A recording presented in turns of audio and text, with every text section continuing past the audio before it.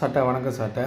இப்போது real estate broker செய்யும் வேலை விஜய்னு போட்டிருக்க. சரி, பேப்பர் அவர் என்னென்ன வேலை பார்க்குறாருன்னு சொல்லிட்டு லிஸ்ட்டு வச்சுருக்க. சரி, இந்த லிஸ்ட்டெல்லாம் இதுக்கு முன்னாடி இல்லையா உங்கள்கிட்ட? இவ்வளோ நாள் எங்கே இருந்த? கோமாவில் இருந்தியா? மென்டல் ஹாஸ்பிட்டலில் இருந்தியா? இல்லை நீ புரோக்கர் வேலை பார்த்துக்க போயிருந்தியா? அப்போல்லாம் கிடைக்கலையா? இல்லை கட்சி ஆரம்பிக்கும் போது உன் கையில் அதெல்லாம் கிடைக்கலையா? இப்போ தான் கிடைக்குதா? இவ்வளோ நாள் எங்கே போயிருந்தா? பிடுங்க போனியா?